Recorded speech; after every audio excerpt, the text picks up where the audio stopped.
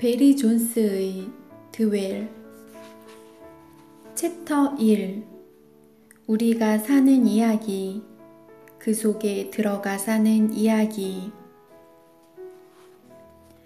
잉글랜드 옥스퍼드의 모들링 칼리지 뒤편에 자리한 숲에는 나무들이 좌우로 늘어선 오솔길이 있다. 이 길은 18세기 초에 이 학교를 다닌 한 사람의 이름을 따서 에디슨의 산책길이라 불린다. 길 한쪽에는 처웰강이 굽이 돌고 반대쪽에는 그림 같은 목초지가 있는데 풀을 뜯는 사슴들로 가득하다. 나는 1년 전 이 길을 걸으면서 두 사람이 나눈 대화를 상상했다. 1931년 가장 사랑받는 두 19세기 그리스도인 이야기꾼 C.S. 루이스와 J.R.R. 톨킨이 이곳에서 나눈 대화 말이다. 둘은 친구 휴고 다이슨과 함께 관심 있는 이야기들에 나오는 사랑, 작가이자 옥스퍼드의 문학 교수인 각자의 삶을 깊이 빚어낸 사랑에 대해 대화를 나누었다. 셋이서 이 길을 산책할 때 다이슨과 톨킨은 루이스를 설득해 자신들이 사랑하는 이야기는 모두 참된 그 이야기를 가리키는 지시봉이라 믿게 하려 했다. 이들은 위대한 세상의 신화들의 체현된 보편적인 갈망이 성육신을 통해 역사 속에서 충족되었다고 했다. 며칠 후 루이스는 어린 시절 친구 아더 그리브스에게 보낸 편지에 이렇게 썼다. 나는 방금 하나님을 믿는 데서 그리스도를 믿는 대로 나아갔다네. 다이슨과 톨킨과 밤에 나눈 긴 대화가 큰 역할을 했다네. 인간은 속절없는 이야기꾼이다. 우리의 이야기가 우리로 하여금 우리의 삶을 이해하게 한다. 우리의 이야기는 혼란을 정복하고 의미를 낳게 하는 수단이다. 이야기를 통해 우리의 자기 정체성을 형성하고 타인과 의미 있는 관계를 형성한다. 우리는 하나에 다른 하나가 아무렇게나 이어지는 임의적인 집합에 지나지 않는 것들에 질서를 부여하려고 장면들을 연결하고 패턴을 추적하며 플롯을 찾아낸다. 두 종류의 이야기가 우리 모두를 너나 없이 깊이 빚어낸다. 하나는 우리가 사는 이야기들이며 다른 하나는 우리가 그 속에 들어가 사는 이야기들이다. 우리가 사는 이야기들은 우리 자신의 독특한 전기, 곧 지금의 우리를 있게 한 다양한 경험과 관계와 기쁨과 슬픔이 모아진 것이다. 우리는 의미 있는 일과 세속적인 일이 되풀이되는 밀물과 썰물 속에서 삶의 일화들을 살아낸다. 조지 모블리가 말했듯이 우리의 지성이 끼어들어 각각의 새로운 이야기를 연결하고 조화시켜 우리 모두가 쓰고 있는 하나뿐인 걸작, 의식의 명작, 각 영혼의 작품, 나 자신의 노래를 만들어낼 때 각각의 이야기는 또 하나의 이야기로 이어진다. 그러나 또한 모든 인간은 더 큰 이야기 속으로, 즉 우리가 누구이며 세상에서 어떻게 살아야 하는지 이해하는 방향을 정해주는 훌륭한 삶에 대한 비전 속으로 들어가 산다. 이런 이야기들은 우리가 태어나기 전에 이미 시작되었고 우리가 죽은 후에도 계속된다. 그러나 또한 이런 이야기들은 우리의 삶에 일관성을 부여하고 방향을 제시한다.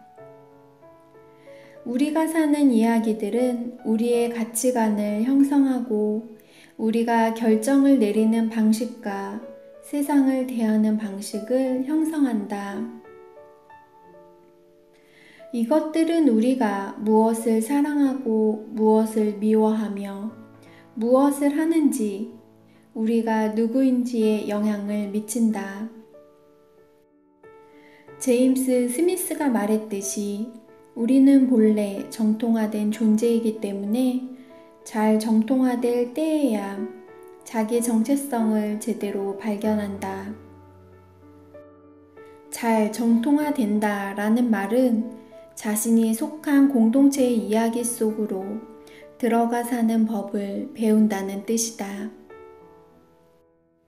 모든 종류의 영성처럼 기독교 영성의 형태도 특별한 이야기에서 비롯된다. 기독교 영성에서 특별한 이야기란 성경이 말하며 교회가 역사를 이어오며 살아낸 이야기다. 기독교 이야기는 자신이 하나님과 세상에 관한 진실한 이야기라며 주장한다. 기독교 이야기는 자신이 인간이란 무엇인가에 대한 가장 진실한 이야기라고 우리가 부딪히는 현실을 가장 잘 설명하는 이야기라고 주장한다. 이것은 하나님이 창조하셨으나 죄에 찢긴 이 세상에서 어떻게 사는 것이 가장 좋을지 들려주는 이야기다. 이것은 우리가 어디서 왔고 어디로 가고 있으며 그 사이를 어떻게 항해해야 하는지 들려주는 이야기다. 둘 사이에서 이뤄지는 이러한 항해는 기독교 영성의 본질이다. 기독교 영성이란 비밀스러운 영적 체험이나 초월적 대상과의 청상적 만남을 추구하는 것이 아니다. 기독교 영성이란 세상 속에서 세상을 위해 하나님과 함께하는 삶이다. 기독교 영성이란 이야기가 끝나는 곳을 고대하며 지금 온전히 인간의 삶을 사는 법을 배우는 것이다. 유진 피터슨이 말하듯 기독교 영성은 우리에게 도덕법을 제시하고 이것을 지키며 살아라 라고 말하지 않는다. 일련의 교리 체계를 제시하고 이렇게 생각하면 내가 살리라 라고 말하지도 않는다. 대신에 그리스도인을 만드는 길은 이야기를 들려주고 그러는 중에 이렇게 말하며 듣는 사람을 초대하는 것이다. 이 이야기 속으로 들어가세요. 하나님이 창조하셨고 하나님이 다스리는 세상 속의 인간은 이런 모습이랍니다. 한 사람의 인간이 되어가고 성숙한다는 말은 이런 의미랍니다. 이 책 1장의 목적은 성경이 말하는 하나님과 사람의 이야기를 살펴봄으로써 한 인간으로 성숙해 가는데 무엇이 포함되는지 탐구하는 것이다. 들어가며에서 말했듯이 기독교 영성은 근본적으로 성령의 능력을 통해 예수님처럼 되는 것과 관련이 있다. 그러나 배경 이야기가 없으면 예수님의 이야기는 앞뒤가 안 맞는다. 예수님은 훨씬 큰 내러티브의 중간에 등장하신다. 예수님이 살아내신 이야기는 그분이 들어가 사신 더 큰 이야기 속에서만 이해할 수 있다. 성육신 논란에 깊이 뿌리박은 영성은 단지 예수님이 살아내신 모범을 따르는 것이 아니다. 이러한 영성은 성육신이 실현하려 했던 성경의 더 큰 비전 속으로 예수님 자신의 성육신한 삶을 이끌었던 비전 속으로 들어가 사는 법을 배운다는 뜻이다. 이 비전을 설명하기 위해 성경 내러티브 전체에서 실처럼 짜여 있으나 성육신에서 심오하게 합체되는 세 가지 주제를 강조하겠다. 이 세 가지 주제는 내가 말하는 성경의 비전 또는 하나님의 비전을 구성한다. 비지오 데이. 비전이란 상상력을 자극하고 그 실현을 고대하게 하지만 아직 실현되지 않은 미래에 대한 지각이다. 신학자 가브리엘 페커가 말하듯 비전은 마음의 눈으로 바람직한 미래 상태를 그리는 것이다. 비전은 미래라는 스크린에 늑대와 어린 양이 함께 눕는 날을 비춘다. 비전은 아직 아닌 속으로 풍부한 은유에서 자주 그려지는 한 성취 장면에 대한 내적 지각 속으로 상상력을 발휘해 뛰어드는 것이다. 이처럼 하나님에게는 아직 실현되지 않은 미래에 대한 비전이 있고 모든 피조물은 그 비전을 향해 나아간다. 이 비전은 성경을 펴면 가장 먼저 나오는 창세기 1장, 2장의 창조 기사에서 처음 베일을 벗으며 피조물이 새롭게 될 영광스러운 미래를 고대하는 성경 본문들에서 특히 성경의 마지막 두 장인 요한계시록 21장, 22장에서 두드러지게 그려진다. 이런 의미에서 비지오 데이는 미시오 데이가 실현하려는 비전이라 할 수 있다. 하나님이 역사에서 가장 두드러지게는 성육신에서 하신 일은 이 비전을 실현하시려는 것이었다. 하나님은 목적을 갖고 세상에 관여하시고 우리는 하나님의 일에 적극 참여한다. 이로써 모든 피조물은 비전을 실현하기 위해 나아가는데 그 비전은 각각 뚜렷이 구분되어지면서도 서로 연결되는 세 부분을 강조한다. 하나님의 인격적 임재, 하나님의 정의로운 통치, 하나님의 완전한 평화. 첫째, 하나님의 비전은 하나님의 인격적 임재와 밀접하게 연결된다. 리처드 포스터는 성경의 통일성은 사람이신 예수님을 중심으로 땅에서 하나님과 함께하는 삶이 발전되는 데서 발견할 수 있다라고 했다. 성경은 분명하게 말한다. 하나님의 거처는 하늘이고 우리의 거처는 이곳 땅이다. 그러나 성경은 똑같이 분명하게 말한다. 두 영역은 다리가 놓이지 않은 큰 간극으로 분리된 것이 아니다. 성경 이야기 전체에 걸쳐 거듭 나타나는 바는 하나님의 임재가 우리의 자리를 뚫고 들어올 만큼 하늘과 땅은 서로 강하고 중첩되고 맞물린다라는 것이다. 앞으로 논의하겠지만 자신의 백성과 함께 거하시는 하나님의 인격적 임재는 성경 내러티브의 큰 주제이자 큰 문제다. 성육신을 통해 하나님의 인격적 임재가 예수 그리스도에게서 체현된다. 예수님은 자신의 성육신 사역을 통해 피조물이 재창조되고 하나님이 자신의 백성 가운데서 온전히 최종적으로 거하실 날을 고대하는 우리의 소망을 확고히 하셨다. 하나님의 비전에서 중심을 이루는 성경의 둘째 주제는 하나님의 정의로운 통치다. 창세기의 창조기사는 하나님이 만물의 주권적 통치자라고 아주 분명하게 밝힌다. 우리는 마땅히 하나님께 속했고 오직 하나님에게만 속했다. 창조기사는 하나님이 자신의 형상을 지닌 존재로서 사람을 창조하고 자신을 대리해 세상을 다스리게 하셨다고 말한다. 하나님은 이들에게 자신을 대리해 다스리는 일을 맡기셨다.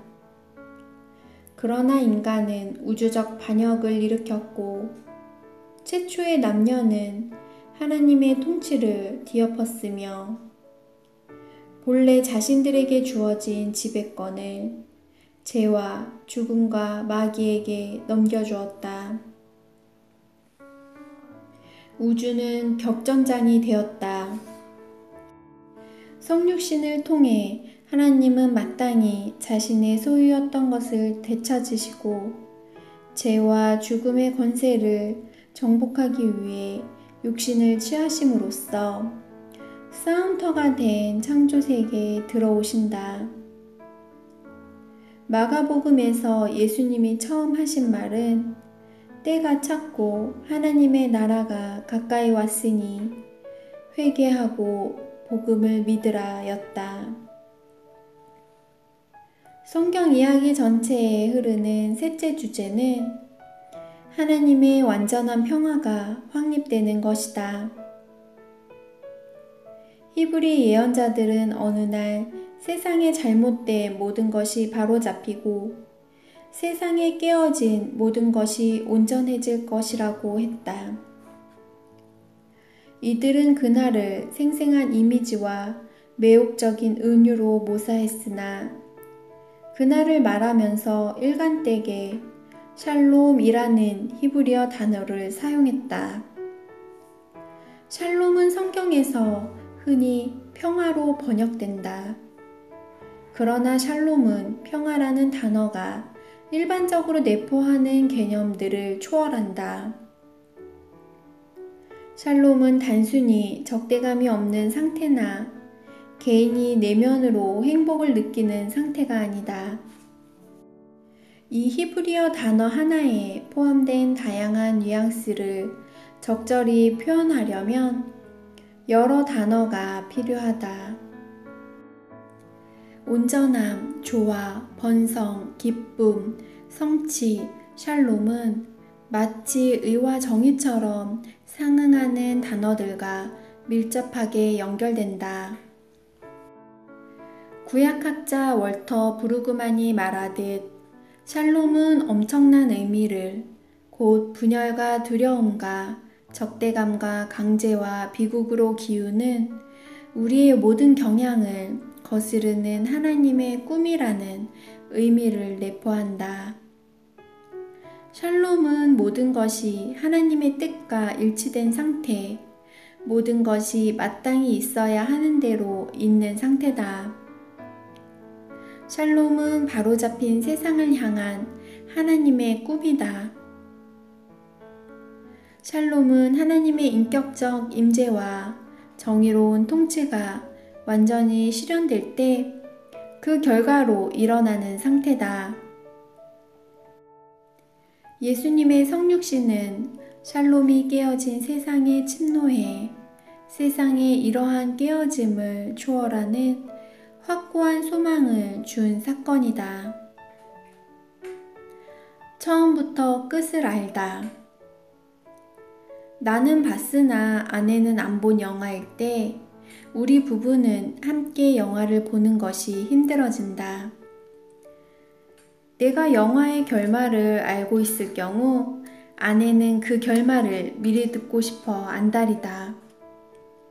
반대로 나는 절대로 서둘러 영화의 결말을 알고 싶지 않기에 아내에게 영화의 결말을 최대한 비밀로 한다.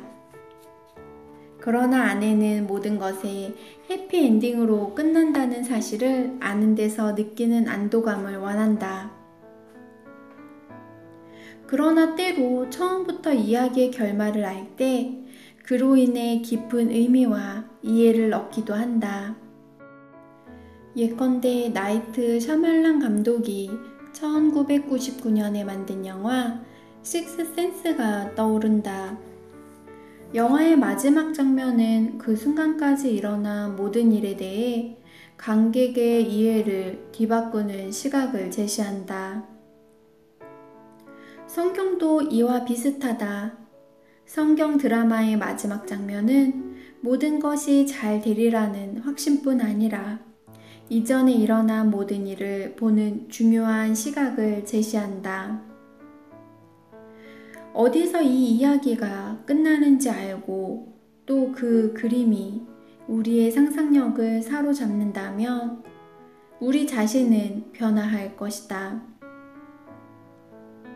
디트리 보네퍼가 말했듯이 그리스도의 교회는 만물의 마지막을 증언한다. 그리스도의 교회는 마지막에서부터 살고 마지막에서부터 생각하며 마지막에서부터 행동하고 마지막에서부터 자신의 메시지를 선포한다. 더없이 부요하고 다채로운 이 성경은 사람과 함께 거하시며 창조 세계를 다스리시고 자신의 완전한 평화를 세우시려는 길고도 다음 없는 하나님의 이야기다. 성경 내러티브는 전체 이야기의 마지막 장면인 요한계시록 21장, 22장에서 완성된다.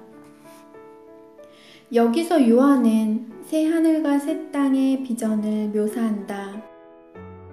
그의 언어는 동일한 표현을 사용해 세상이 완전히 재창조된 것처럼 보일 만큼 크게 변화될 날에 대해 말했던 구약의 예언자 이사야를 떠올리게 한다.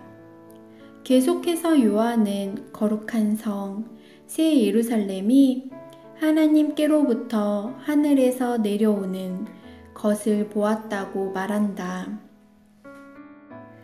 이번에도 요한의 말은 구약 예언자들이 그려낸 이미지, 곧 이전의 모든 것을 크게 능가하며 정의와 평화라는 새로운 현실을 가져올 미래의 예루살렘을 고대하며 그려냈던 이미지를 떠올리게 한다.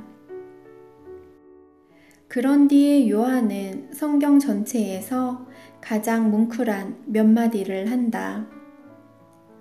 내가 들으니 보좌에서 큰 음성이 나서 이르되 보라 하나님의 장막이 사람들과 함께 있음에 하나님이 그들과 함께 계시리니 그들은 하나님의 백성이 되고 하나님은 친히 그들과 함께 계셔서 모든 눈물을 그 눈에서 닦아주시니 다시는 사망이 없고 애통하는 것이나 곡하는 것이나 아픈 것이 다시 있지 아니하리니 처음 것들이 다 지나갔음이러라.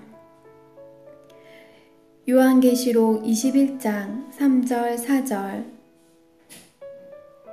요한은 하나님이 완전히 최종적으로 사람들과 함께 거하실 미래의 놀라운 어느 날을 고대한다. 이러한 마지막 장면은 그에 앞서 이루어지는 모든 것을 보는 중요한 시각을 제시한다. 많은 사람처럼 나 역시 평생 성경 이야기의 목적이 사람들을 천국 보내는 데 있다고 배웠다. 그러나 성경은 마지막 장면을 통해 성경의 목적은 천국이 이곳에 오게 하고 이 땅이 하나님과 그분의 백성이 함께 거하는 곳이 되게 하는데 있다고 아주 분명하게 밝힌다. 몇 해 전 나의 멘토 중 한 분이자 가까운 친구의 부친인 분의 장례식에 참석했다. 그때 오래된 찬송 참 아름다워라를 불렀는데 그 순간을 결코 잊지 못한다. 물론 그전에도 이 찬송을 부른 적이 있지만 그때까진 제대로 들리지 않았다. 그날 우리가 바위와 나무, 하늘과 바다가 드러내는 하나님의 놀라운 솜씨를 노래할 때 나는 눈물이 나서 목이 맸다. 우리는 하나님을 찬양하는 맑은 새소리를 노래했고 어떻게 만물이 자신의 창조자를 선포하는지 노래했다.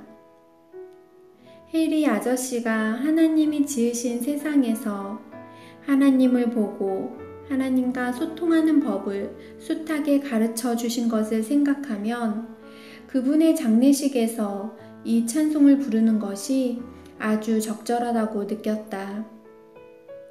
해리 아저씨는 이 찬송의 작사자가 그분이 아름다운 모든 것에서 빛나시네 라고 썼을 때 의미했던 것보다 많은 것을 아셨다.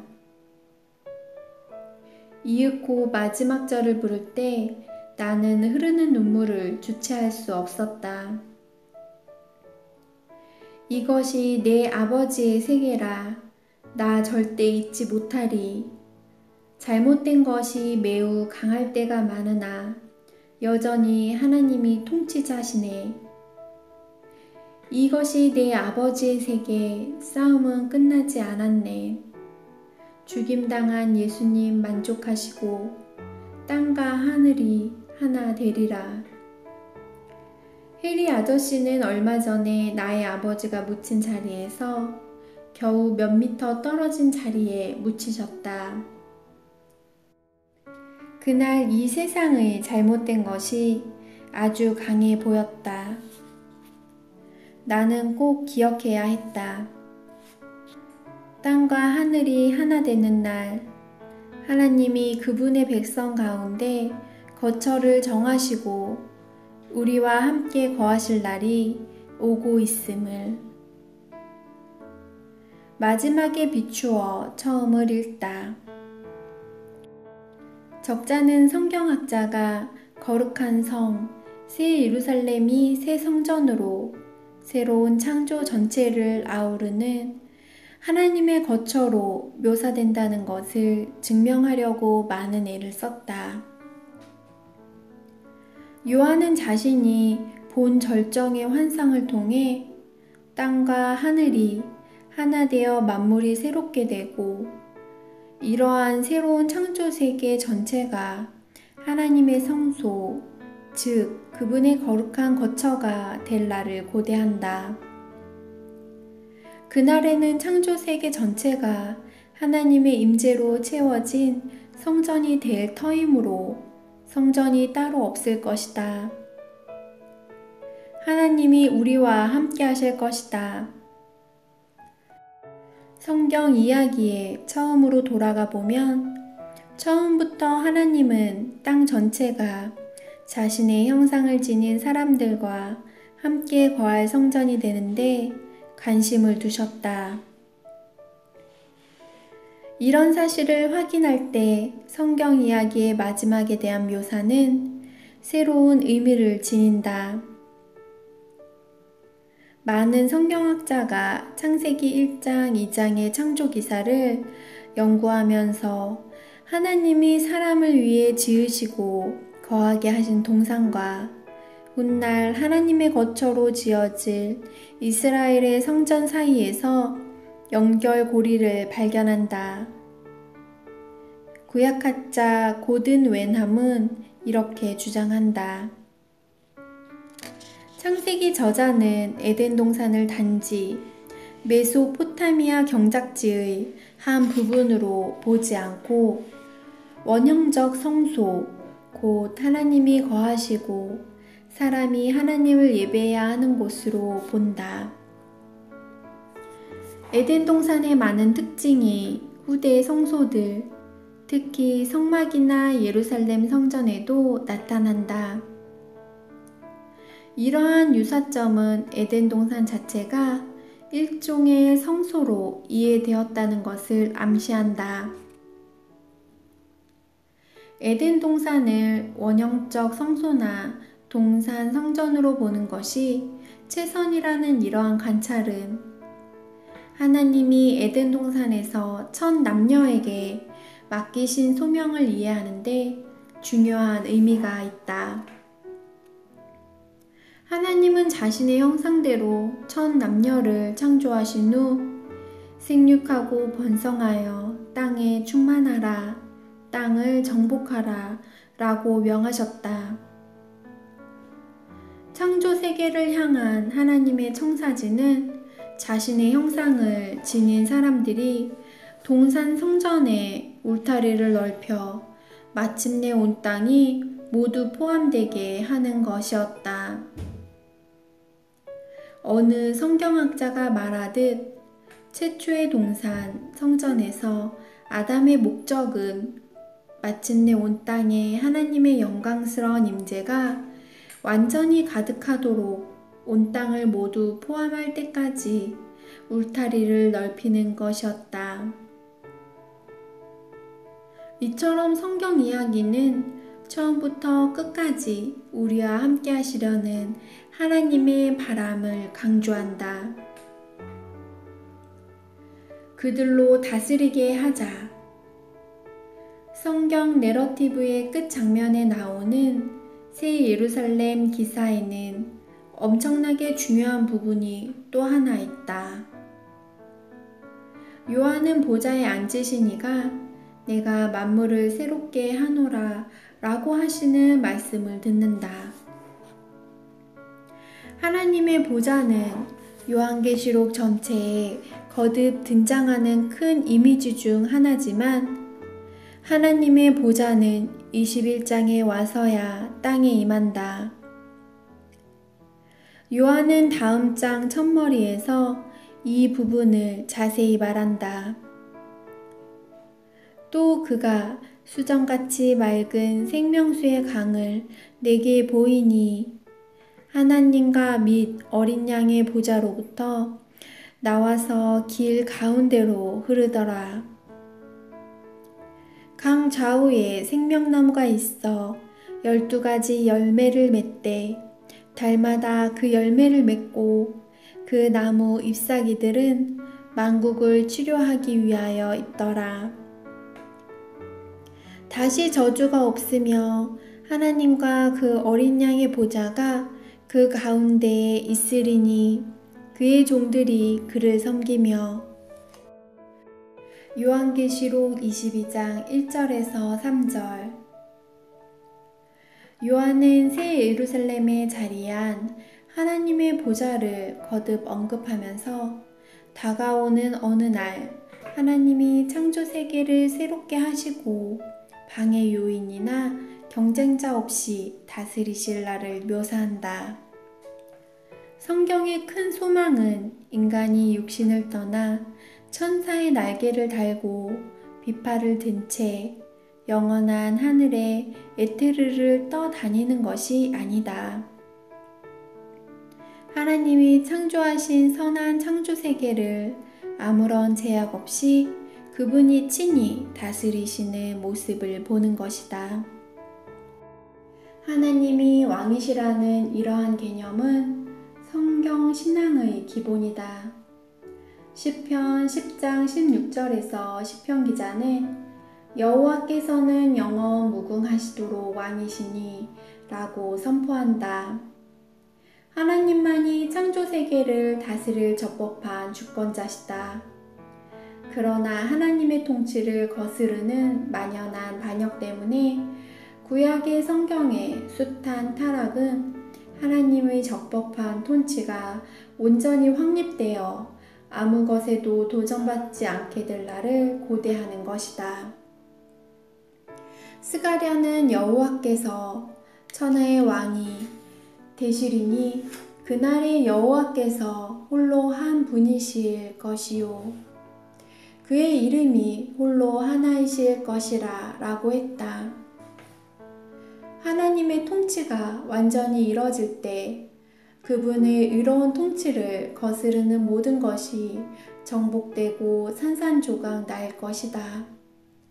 정의가 승리할 것이다. 하나님의 뜻이 하늘에서처럼 땅에서도 이루어질 것이다. 장차 이루어질 하나님의 정의로운 통치에 관한 묘사에는 하나님의 피조물 중 가장 걸작품인 인간을 노예로 삼으려는 모든 불손한 세력을 대적하시는 하나님의 주권적 통치가 정당하다고 입증하려는 관심이 특히 분명하게 나타난다. 이런 사실은 우리로 하여금 창조의 청사진과 하나님의 뜻이 이뤄지는 것이 어떻게 연결되는지 다시 살펴보게 한다. 창조 기사로 돌아가 보면 알 수 있듯이 창세기의 이야기꾼은 이 창조 기사를 듣는 고대 독자들이 이것이 왕권과 지배 그리고 모든 창조 세계에 대한 하나님의 통치와 의도적으로 연결되었다고 이해했을 법한 방식으로 이야기를 구성했다. 창세기 1장의 창조 기사는 매우 정형화되어 있으며 리듬과 반복을 갖춘 예전적 기술에 가깝다. 하나님이 이르시되 하나님이 이르시되 하나님이 이르시되 이 있으라 이 있으라 이 있으라 그대로 되니라 그대로 되니라 그대로 되니라 좋았더라 좋았더라 심히 좋았더라. 창조 기사는 땅이 혼돈하고 공허하며로 시작한다. 처음 사흘 동안 하나님은 형태를 부여하신다. 나머지 사흘 동안 하나님은 빈 곳을 채우신다. 창세기 1장의 묘사는 이스라엘 근방의 고대 근동 창조 기사들과 대비된다. 근방의 창조 기사를 보면 신들끼리 싸운 결과로 혼돈 속에서 피조물이 생겨났다. 이스라엘 주변의 많은 창조 기사를 보면 창조 질서에는 본래 흠이 있으며 혼돈과 악의 세력이 판친다. 이와 달리 이스라엘의 창조 기사에서는 하나님이 방해나 경쟁자 없이 자신의 입에서 나오는 말씀으로 창조하신다.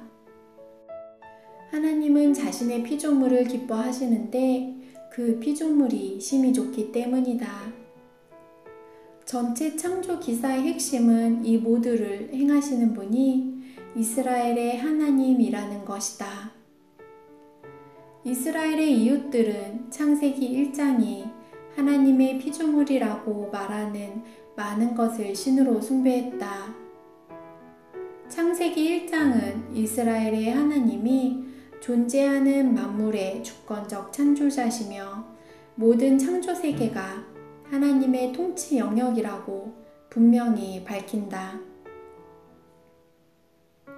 창세기 1장 26절에서 하나님은 사람을 자신의 형상을 지닌 자들로 창조하기로 결정하신다.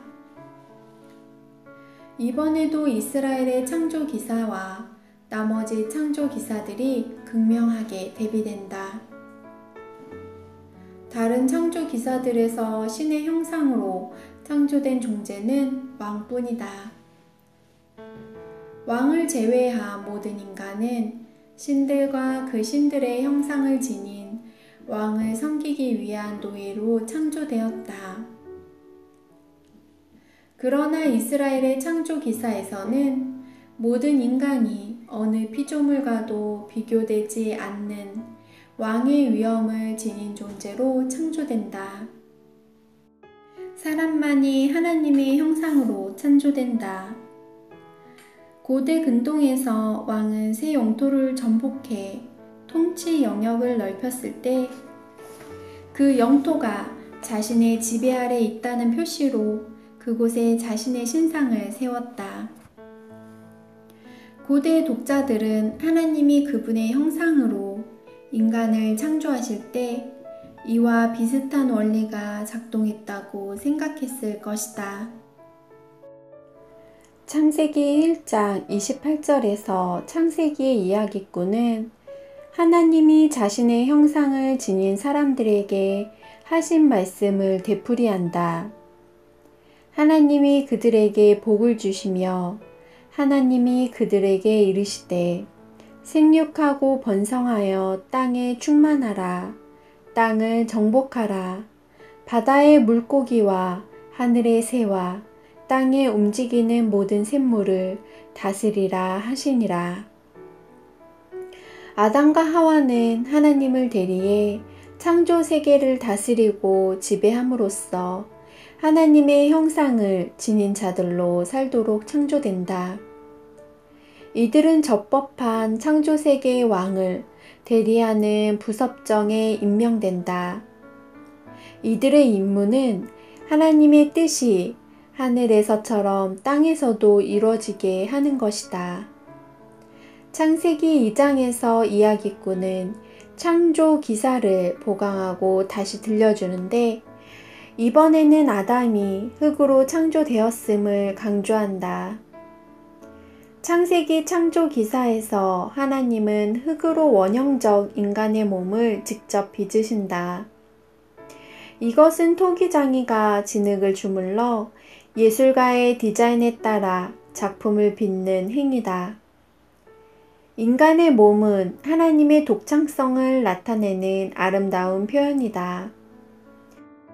기독교 신학에 너무나 자주 스며드는 이원론적 사고와 반대로 사람의 몸은 수치나 치욕의 대상이 아니며 우리가 끊고 헤어나려 애써야 하는 결박도 아니다. 몸을 지녔다는 사실은 인간이 지니는 의미의 본질적인 부분이다. 인간의 몸은 하나님이 선하게 창조하신 것들의 일부다.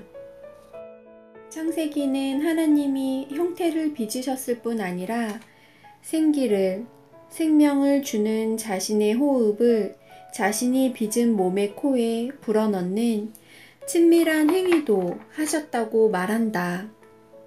이 행위로 하나님은 살과 영을, 혼과 몸을 결합하신다. 히브리어로 쓰인 구약성경과 헬라어로 쓰인 신약성경 모두 숨과 영을 나타낼 때 같은 단어를 썼다. 창세기에서 육체적 몸과 생기를 주는 영은 떼래야 뗄 수 없게 연결된다. 어느 한쪽이라도 없으면 온전한 사람이 아니다. 성경 이야기에서 인간은 우연히 몸을 갖게 된 영이 아니다. 디트리 보네퍼가 첫 사람에 대해 말했듯이 그의 몸은 그의 존재를 구성하는 본질적인 부분이다. 사람의 몸은 그의 감옥이나 껍질이나 겉이 아니라 사람 자체다.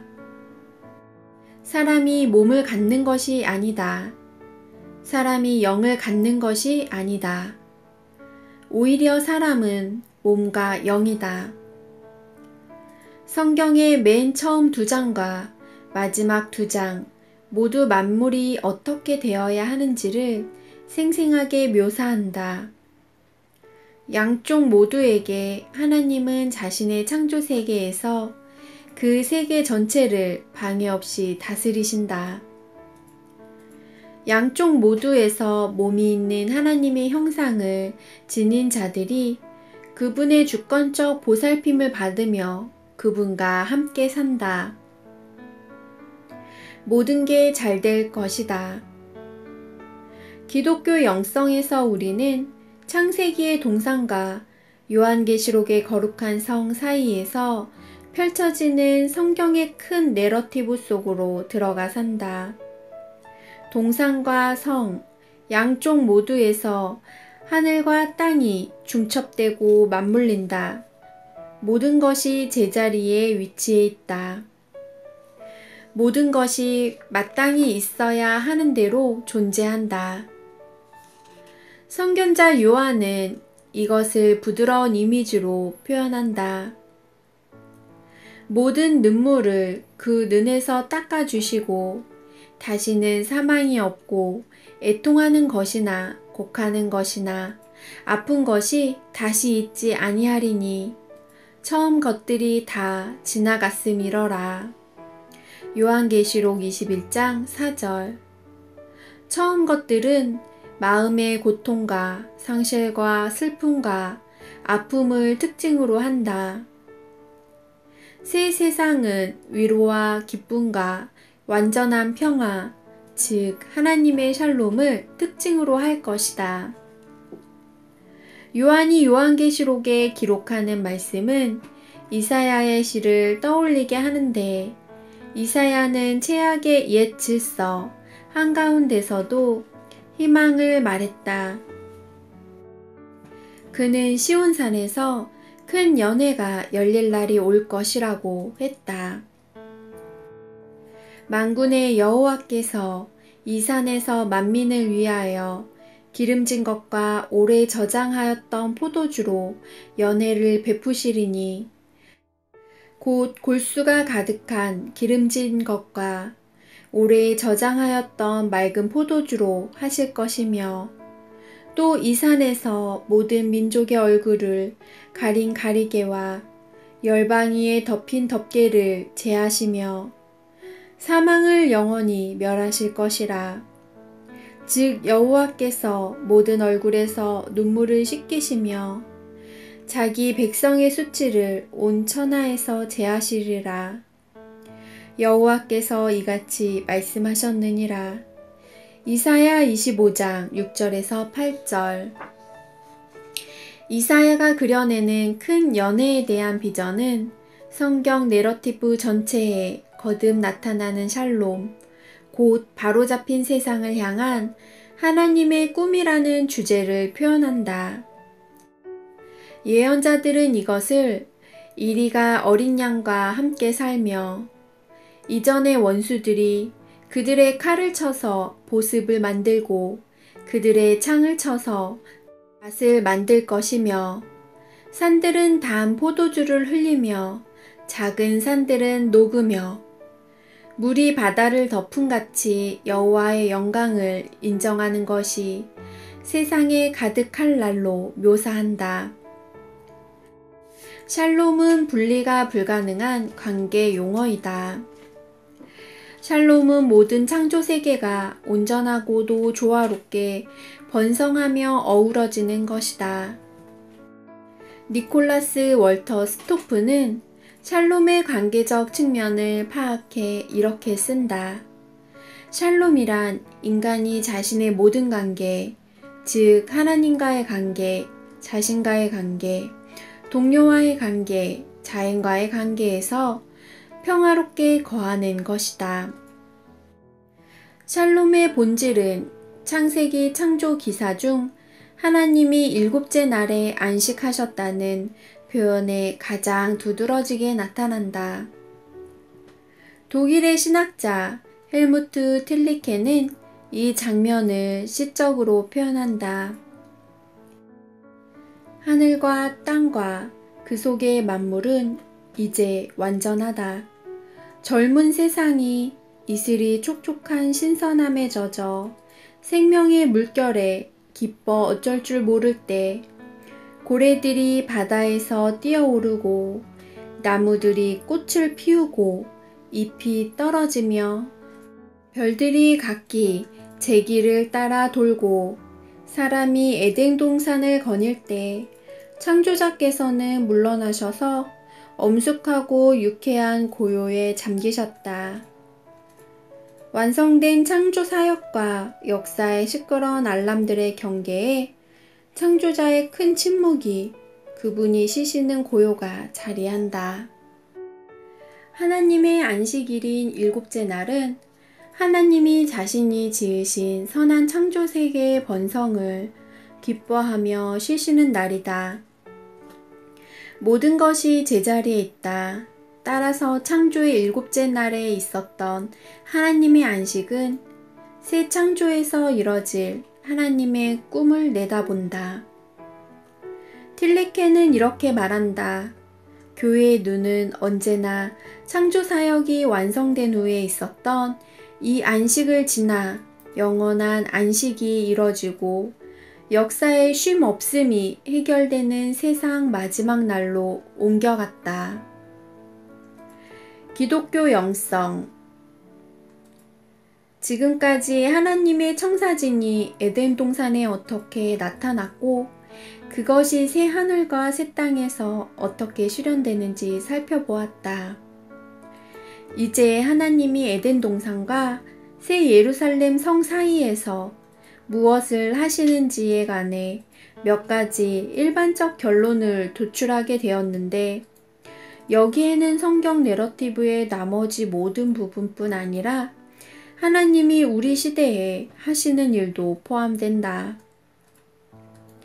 에덴 동산에서 새 예루살렘에 이르는 나머지 이야기는 하나님 자신이 사람과 함께 거하시고 창조 세계를 완전한 평화로 다스리실 수 있도록 선하지만 깨어진 창조 세계를 구해내시고 새롭게 하시는 하나님의 성교에 관한 이야기다. 이것은 기독교 영성에 뚜렷한 형태를 부여하는 이야기다. 이 이야기에 관해서는 할 말이 아주 많다. 에덴 동산과 새 예루살렘 사이에서 수많은 일들이 일어난다. 그러나 우리는 이 시점에서 기독교 영성과 관련해 근본적으로 중요한 6가지 결론을 내려야 하는데 이 결론들은 다음 장들에서 차례로 자세히 살펴볼 것이다. 첫째, 기독교 영성은 창조세계를 인정한다. 옛 찬송이 노래하듯 이것이 내 아버지의 세계라. 그분이 아름다운 모든 것에서 빛나신다. 이 찬송의 마지막 줄이 주장하듯 그리스도인의 소망은 어느 날 하늘과 땅이 마침내 하나가 되는 것이다. 태초에 하나님은 자신이 지은 세상을 보고 심히 좋다라고 하셨다. 하나님은 자신의 작품을 폐기하려 하지 않으신다. 우리의 소망은 이곳을 벗어나는 것이 아니다. 성경 이야기의 목적은 천국에 이르는 것이 아니라 천국을 이곳에 임하게 하는 것이다. 기독교 영성은 선하지만 깨어진 하나님의 창조 세계를 기뻐하고 돌보는 데 큰 관심을 두는 것이다. 우리는 그분이 아름다운 모든 것에서 빛나시는 무수한 방식을 보는 눈을 길러야 한다. 멋들어진 식사, 숨이 멎을 듯한 일몰, 자신의 창조자를 노래하는 새들의 지저김. 이 모두가 우리를 비롯해 모든 창조세계를 향한 하나님의 사랑을 보여주는 증표다. 둘째, 기독교 영성은 사람을 인정한다. 기독교 이야기가 말하듯 사람은 신들의 노예가 아니라 참 하나님의 형상을 지닌 자들로 창조되었다.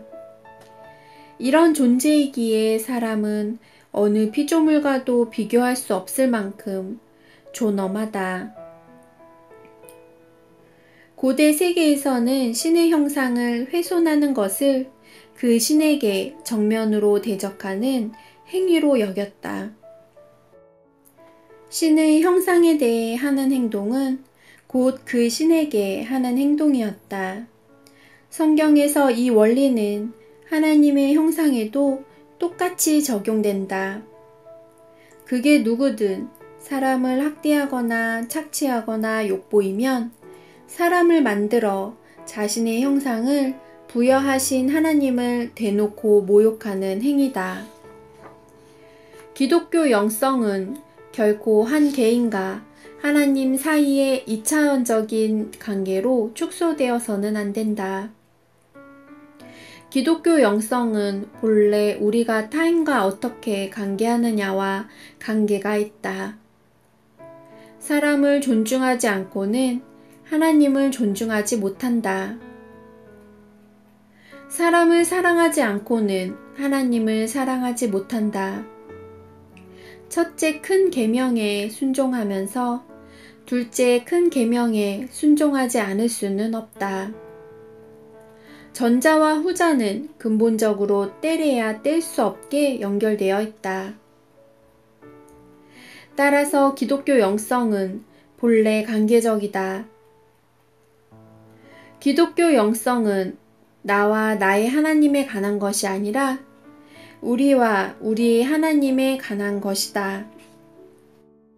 이것은 우리의 가까운 이웃과 우리의 먼 이웃에 관한 숱한 의미를 내포한다. 이 부분은 앞으로 자세히 살펴보겠다. 셋째, 기독교 영성은 몸을 인정한다. 하나님은 자신의 형상을 지닌 자들을 자신의 임재를 경험하고 자신의 창조 세계를 기뻐할 수 있는 몸을 지닌 피조물로 창조하셨다. 우리의 소망은 우리 몸이 이 세상을 벗어나 형태없는 영으로 구름 속을 떠돌며 영혼을 보내는 것이 아니다. 에덴 동산에서 새 예루살렘까지, 창조에서 새 창조까지 기독교 영성은 몸을 존중한다. 새 하늘과 새 땅을 향한 그리스도인의 소망에는 부활한 새 몸을 지닐 소망도 포함된다. 사도 바울에 따르면 썩고 죽을 우리의 몸은 어느 날 썩지 아니할 것으로 다시 살아나며 영광스러운 것으로 다시 살아날 것이다. 그리스도인의 소망은 몸을 지닌 소망이다. 기독교 영성이란 그저 우리 존재의 깊은 데서, 우리 영혼의 깊은 내면에서 경험하는 그 무엇이 아니다. 기독교 영성은 우리 몸에서 경험된다. 영성 훈련은 우리가 거하는 몸과 밀접하게 연결된다. 기독교라는 이름을 내건 영성에서 영과 육이 분리될 자리란 없다. 몸은 무덤이 아니라 하나님의 놀라운 걸작이며 영과 똑같이 인간의 본질을 구성한다. 넷째, 기독교 영성은 하나님의 임재와 친밀하게 연결된다. 에덴 동산에서 새 예루살렘에 이르는 도중에 하나님의 임재를 경험하는 것과 관련해서는 아직 할 말이 많다. 그러나 앞서 보았듯이 성경 이야기는 하나님이 사람과 완전히 평화롭게 거하시는 데서 시작하고 또 끝난다. 성경 내러티브의 큰 주제와 큰 문제는 하나님과 함께하는 삶이다. 이 주제는 앞으로 여러 장에서 살펴볼 내용으로 성육신과 성령 강림에 나타난 하나님의 임재로 우리를 이끈다. 그러나 여기서는 온전한 인간의 삶, 즉 하나님이 우리를 창조할 때 우리로 살게 하셨고 우리가 어느 날 온전히 경험하게 될 삶이란 하나님의 임재 안에 사는 삶이라고 말하는 것으로 충분하겠다. 다섯째, 성경 이야기의 처음과 끝을 통해 기독교 영성은 하나님의 정의로운 통치와 친밀하게 연결된다고 말할 수 있다. 사람은 뚜렷한 목적 아래 창조되었으며 그 목적이란 하나님의 뜻이 하늘에서처럼 땅에서도 이루어지는 광경을 보는 것이다. 처음 것들과 새로워진 만물 사이의 시간에서 사는 동안 우리는 하나님의 나라가 임하도록 기도해야 하고 그 도래할 미래에 어울리도록 우리의 삶을 빚어야 한다. 우리가 하나님의 통치를 이 땅에 가져올 수는 없다. 우리가 하나님 나라를 건설하는 것이 아니다. 하나님 나라는 우리가 쌓은 윤리적 성취의 결과로 임하는 것이 아니다. 대신 우리는 하나님이 세상의 미래를 위해 준비해 두신 것을 가리키고 예시하시는 삶을 살 수 있다. 영성과 우리가 세상에서 행하는 구체적인 행동을 분리해서는 안 된다. 레슬리 뉴비긴이 말했듯이 제자 삼는다는 말은 사람들을 불러 모든 인간사에서 하나님의 정의를 보여주는 증표가 되고 하나님의 정의를 실행하는 대리자가 되도록 준비시킨다는 뜻이다. 마지막으로 기독교 영성은 살롬이라는 하나님의 꿈을 나누고 이 꿈이 우리 삶에 배어들게 하는 일이다. 살롬은 우리가 붙드는 소망이며 우리를 이끌고 나아가는 소망이다. 샬롬은 우리가 맛보기로 받았고 어느 날 온전히 받을 선물이다. 샬롬은 장차 임할 세상을 우리가 아는 이 세상에 언뜻 보여주고자 할 때 우리에게 부여된 과제다. 톰 나이트가 말했듯이 우리는 하나님의 새 창조를 구성하는 일부가 되라는 지금 여기서 새 창조의 대리자가 되라는 부름을 받았다. 우리는 이러한 새 창조를 교양곡과 가정생활에서 회복시키는 정의와 시에서 거룩과 가난한 자들을 위한 섬김에서 정치와 회화에서 본을 보이고 드러내라는 부름을 받았다. 기독교 영성은 이야기의 마지막에서부터 살고 이야기의 마지막에서부터 생각하며 이야기의 마지막에서부터 기도한다. 기독교 영성은 이야기의 마지막에서부터 먹고 마시며 웃고 사랑하고 씨름하고 기도하며 꿈꾼다. 이렇게 하면서 기독교 영성은 하나님의 비전 이야기 속으로 들어간다. 창세기는 우리에게 이야기의 개요를 제시한다. 요한계시록은 이야기의 대단원을 제시한다. 이 둘 사이의 중심에 성육신이 자리한다.